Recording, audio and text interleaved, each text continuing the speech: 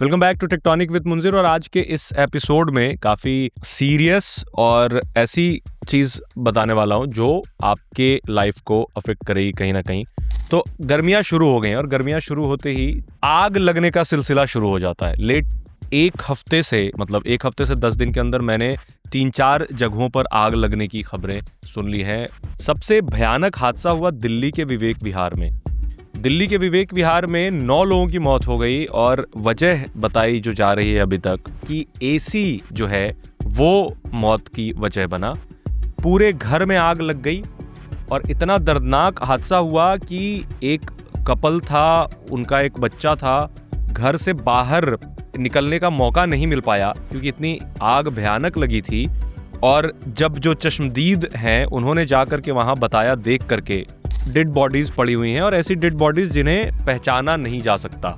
But एक idea लग रहा था कि वे एक कपल हैं और एक बीच में बच्चा है, उसको बिल्कुल चारों तरफ से उन्होंने पकड़ करके रखा हुआ था। एंड देन बहुत सारी स्टोरीज आ रही हैं कि उनका गेट अनलॉक नहीं हुआ, एसी का आउटडोर यूनिट था उसमें आग लग गया, एसी में शॉर्ट सर्किट हो गया, इस वजह से पूरी के पूरे बिल्डिंग में ही आग लग गई। आग 3-4 घरों तक फैल गई। तो एक पूरी की पूरी फैमिली थी वो पूरी खत्म हो गई, मतलब इस आग में जल करके राख हो गए। तो इतना भयानक हादसा कई सवाल खड़े करता है, जिसमें से एक सवाल ये भी है कि एसी जो है इन दिनों क्यों इतने फट रहे हैं। अब मैं एक इंसिडेंट बताता हूँ जो मैंने खुद देखा हुआ है। लास्ट ईयर की बात है, लाजपत नगर में I7 हॉस्पिटल है।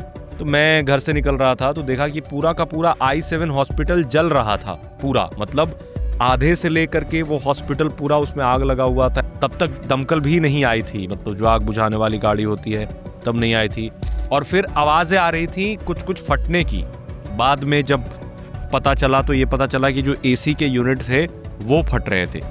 तो फिर बाद में ये पता चला कि वहाँ भी जो आग लगी थी उसके पीछे भी शॉर्ट सर्किट एक वजह थी और एसी एक वजह बन गया। तो एसी को लेकर के अभी इस साल या फिर पिछले साल या उससे पहले बहुत सारी मौतें हो चुकी हैं और उसका जिम्मेदार बताया जाता है कि एसी फट गया, एसी में आग लग गया, एसी का गैस लीक हो गया।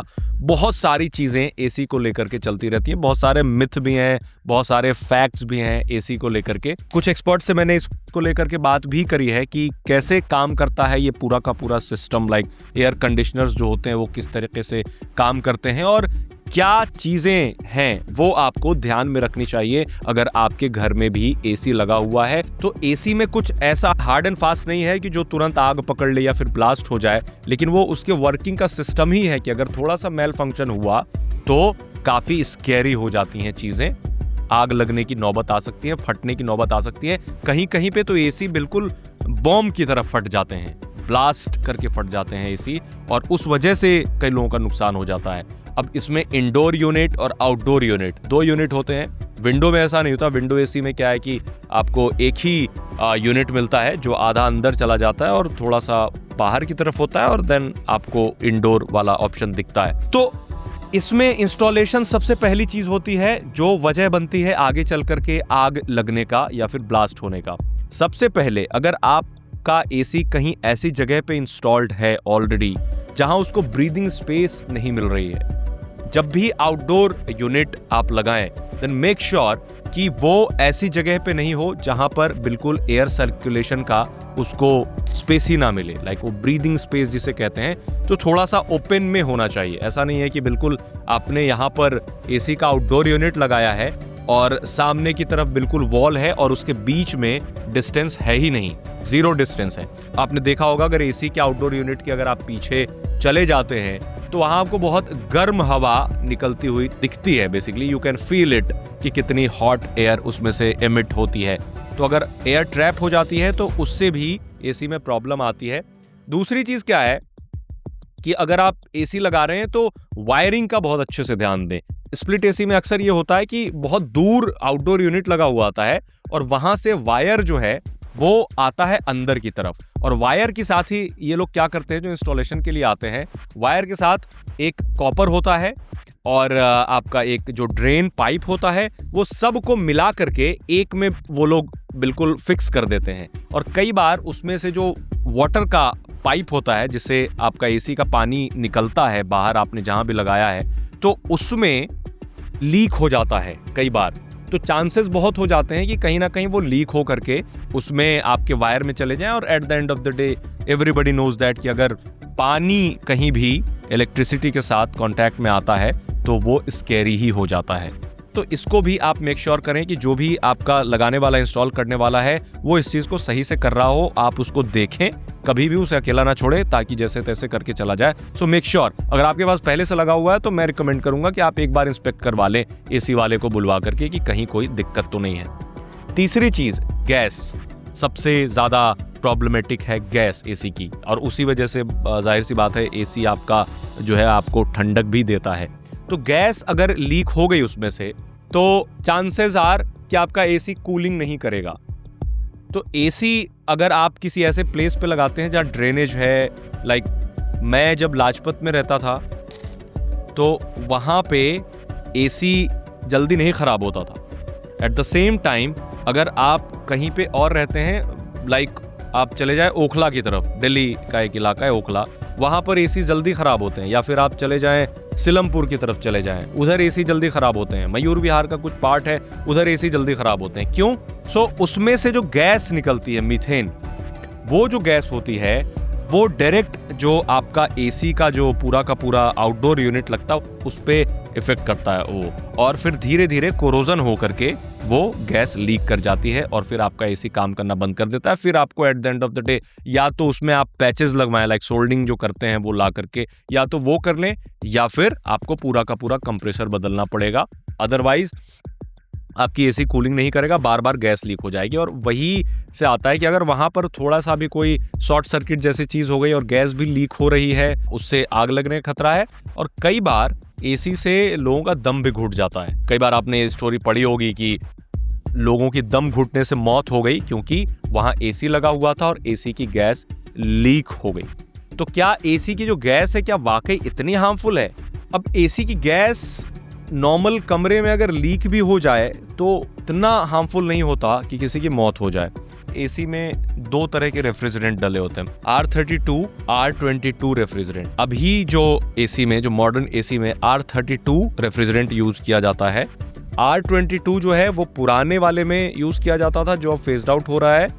तो अब ये है कि एसी लीक अगर ऐसे घर में होता है जो बिल्कुल सील्ड हो, मतलब चांसेस नहीं है कि वहाँ से जो गैस है वो बाहर निकल पाए, तो उस केस में सो रहे लोग को डिजीनेस हो जाती है, कई बार सफोकेशन हो जाती है, कई बार वो बेहोश भी हो जाते हैं और एवेंचुअली उनकी मौत हो जाती है। तो यस, ये सही है, बट ये काफ़ी रेयर है, वेरी अनकॉमन। चांसेस हैं कि अगर एसी की गैस खुदा ना खास्ता लीक भी होती है तो वो बाहर चली जाती है, मतलब तो कोई खास ऐसा बिल्कुल तुरंत नुकसानदायक नहीं होता, क्योंकि एसी वाले जो काम कर रहे होते हैं उनको भी आपने देखा होगा कि वो गैस के पास ही काम कर रहे होते हैं, तो उनके पास भी थोड़ी सी स्मेल जाती है, बट उससे कुछ ऐसा नहीं होता कि तुरंत मौत हो जाती है। बट यस, कई केसेस इंडिया में ऐसे दिखे हैं, तो वही होता है, अवेयरनेस की लोगों में कमी होती है इस वजह से, क्योंकि वो कार्बन मोनोऑक्साइड जैसा पॉइजनस गैस नहीं होती है। कुछ रेफ्रिजरेंट है लाइक R32 या फिर R10A, ये थोड़े बहुत जलने वाले होते हैं। ऐसा नहीं होता कि हाईली फ्लेमेबल नहीं होते like LPG and all, but yes, अगर उसमें कहीं आपका थोड़ी बहुत चिंगारी है तो चांसेस हैं कि उसको एम्पलीफाई कर दे वो आग को, बट उतना ज़्यादा नहीं। तो जब गैस लीक होती है उसके बाद वो हवा में मिक्स होती है, यानी ऑक्सीजन के साथ मिक्स होती है। जो रेफ्रिजरेंट है वो फिर ऑक्सीजन के साथ मिक्स होती है, फिर आसपास में कहीं स्पार्क हो रहा होता है तो ऑक्सीजन के साथ मिल करके वो डेडली हो जाती है। स्टैंड अलोन उतनी डेडली नहीं होती, बट जाहिर सी बात है कि ऑक्सीजन के साथ तो मिलना ही है, आपको बाहर आएगा तो ऑक्सीजन हर तरफ है, एंड देन ऑक्सीजन के साथ मिल करके वो डेडली हो जाती है। तो कहीं पे भी थोड़ा बहुत स्पार्क हो रहा हो तो उसको एम्पलीफाई होने के चांसेस बहुत ज़्यादा हैं और ऐसे भी आग पकड़ सकती है। तो अभी जो मैं इंसिडेंट बता रहा था, इन्वेस्टिगेशन अभी भी चल रहा है, स्टिल गोइंग ऑन, अभी भी कोई पुख्ता रिपोर्ट नहीं आई है कि मौत जो 9 लोगों की हुई उसके पीछे की वजह क्या थी, शॉर्ट सर्किट थी या फिर एसी का गैस लीक हो गया था, वो सारी चीज़ें अभी अंडर इन्वेस्टिगेशन है। तो अभी कहना गलत होगा कि किस वजह से ऐसा हुआ, बट सारे लोग लाइक पुलिस ने भी कहा कि चांसेस हैं कि एसी की वजह से ऐसा हुआ होगा या फिर शॉर्ट सर्किट की वजह से आग लगा होगा और एसी एक जरिया बना होगा। आप कोई सामान खरीदते हैं अपनी ज़िंदगी को आसान करने के लिए, तो अभी ये पता चल रहा है कि एक जो कपल था, एक जो परिवार था, वो उस कमरे में था जिसमें स्मार्ट डोर लॉक्स लगे हुए थे। अब ये बताया जा रहा है कि आग लगने की वजह से वो जो स्मार्ट डोर लॉक लगा हुआ था वो मेल फंक्शन कर गया, स्टॉप्ड वर्किंग, काम ही नहीं कर रहा था, तो ओपन हुआ ही नहीं वो गेट। अगर ओपन हो जाता वो गेट तो शायद इनमें से जो 3 लोग वो अंदर ट्रैप हो गए, उनमें से कुछ लोग बच सकते थे, बिकॉज कुछ लोग बचे भी हैं। उसमें से ऐसा हुआ है कि एक शख्स था, उसने अपने बच्चे को, छोटे से बच्चे को नीचे कंबल फेंक करके ऊपर से उसने फेंक दिया एंड वो हॉस्पिटलाइज्ड हैं। They are hospitalised but they are not dead, तो वो बच गए हैं। तो ये भी इनके साथ हो सकता था। और एक और है, लाइक वो लोग छत पे चढ़े थे, कुछ लोग जो अब नहीं है इस दुनिया में, इस होप में कि छत का गेट खुला होगा और छत से कोई एस्केप कर लिया जाएगा, बिकॉज वो जो इमारत थी वो बहुत ऊंची इमारत नहीं थी, मल्टी स्टोरी बिल्डिंग थी, बट 13-14 मंजिला नहीं थी। कोई ना कोई ऑप्शन तलाशने जा रहे होंगे, बट अनफॉर्चुनेटली वो जो डोर था ऊपर छत पे जाने वाला वो बंद था। तो कुछ लोगों की लाश वहां भी मिली। उन्होंने आखिरी कोशिश करी होगी कि दरवाज़ा खोल लिया जाए एंड देन एस्केप कर लिया जाए, बट अनफॉर्चुनेटली वो भी नहीं हो पाया क्योंकि वो बंद था। वो स्मार्ट डोर लॉक था, वो तो मतलब पता नहीं, बट जो बेडरूम के अंदर था, जो मैंने बताया, वहाँ पे स्मार्ट डोर लॉक लगा था। स्मार्ट डोर लॉक के बारे में मैं थोड़ा सा बता देता हूँ, अभी तो एसी पे हूँ, स्मार्ट डोर लॉक पे भी आएंगे, बात करेंगे उसकी भी। एक पूरा का पूरा मैं उस पर एपिसोड रिकॉर्ड करूँगा बताते हुए कि स्मार्ट डोर लॉक्स कितने फेटल हो सकते हैं इस तरह की इमरजेंसी सिचुएशन में, बिकॉज बहुत सारे स्मार्ट डोर लॉक्स इंडिया में मिलते हैं जिसमें सेफ्टी प्रोटोकॉल का उतना ज़्यादा ध्यान नहीं दिया जाता है। In case of emergency they just stuck, मतलब you can not even open it. Open करने के 3-4 ऑप्शंस होते हैं, लाइक आप फिंगरप्रिंट से ओपन कर सकते हैं, OTP से ओपन कर सकते हैं, एक उनकी की भी होती है मैनुअल, उससे ओपन कर सकते हैं, कार्ड होता है, मतलब 4-5 तरीके से ओपन किया जा सकता है। बट द थिंग इज कि कुछ स्मार्ट डोर लॉक्स ऐसे होते हैं जो अगर मेल फंक्शन हो जाए तो वो कैसे भी नहीं खुलेंगे, मतलब फिर उनको सर्विस सेंटर कॉल करना पड़ेगा एंड देन वो आएंगे, देन ओपन होगा। So this is very scary कि अगर आप जिस चीज़ को सेफ्टी के लिए लगा रहे हैं वही आपका दुश्मन बन जाए। अगर वो मैनुअल लॉक होता तो हो सकता था कि कहानी बहुत अलग होती, मतलब कुछ लोग बच भी सकते थे। तो AC alone is not the culprit. बहुत सारी चीज़ें हुई हैं, बट AC को फिलहाल कल्प्रिट बताया जा रहा है, जो जांच कर रहे हैं, अभी भी रिपोर्ट नहीं आई है। तो अगली चीज़ मैं बताता हूं कि जैसे आपका AC पुराना हो गया है तो उस पे आपको ज़्यादा ध्यान देने की ज़रूरत है। उसको आप सर्विस सेंटर से बुला करके उसको या तो पूरा का पूरा रिपेयर करें, ऐसा सारे एक्सपर्ट्स भी बोलते हैं, और ऐसा फर्स्ट हैंड लाइक चारों तरफ देख करके ये आइडिया भी होता है कि पुराने AC कितने डेंजरस हो सकते हैं। तो पुराने AC को खास तौर पे आपको ध्यान देना चाहिए। एंड देन एक बेसिक प्रैक्टिस आपको ये करना चाहिए कि जैसे ही आप फर्स्ट सीजन में AC को ऑन कर रहे हैं, मतलब गर्मी जब शुरू होते ही AC ऑन करते हैं, तो वो एक सीजन तक AC आइडल मोड पे पड़ा होता है, तो बहुत सारी प्रॉब्लम भी हो सकती है। लाइक आउटडोर यूनिट बाहर पड़ा, उसमें बहुत सारे डस्ट एंड डेब्रीज चले जाते हैं, एंड देन इंडोर यूनिट में भी बहुत सारी चीजें हो सकती हैं इतने समय पे। इनफैक्ट अभी रिसेंटली मैं कहीं खबर पढ़ रहा था, AC का जो इंडोर यूनिट था उसमें से सांप निकल रहा था। तो बहुत सारी चीजें AC में चली जाती हैं, तो उस वजह से आप बिल्कुल इस बात को गांठ बांध लें कि पहली बार AC ऑन कर रहे हैं तो उसको आप सर्टिफाइड टेक्नीशियन से, ऑफिशियल जो उनके होते हैं सर्विस सेंटर से आते हैं, उनसे एक बार सामने रह करके उस AC को आप क्लीन करा लीजिए। आप सबसे ज़्यादा खतरे में उस समय हो रहे होते हैं जब आप रात में सो रहे होते हैं, क्योंकि इन लोगों के साथ हुआ बिल्कुल अर्ली मॉर्निंग ये हादसा हुआ, तब मोस्टली सारे लोग सो रहे थे, तब आग बढ़ गई और पता ही नहीं चला। तो ये मेक श्योर कर लें, बिल्कुल इन सब चीज़ों को हल्के में ना लें कि AC ख़राब हो रहा है, आप किसी को बुला लिए और थोड़ा बहुत उसको फिक्स करा दिए पैच लगा करके, एंड देन AC कूलिंग कर रहा है, all is well. No, all is not well.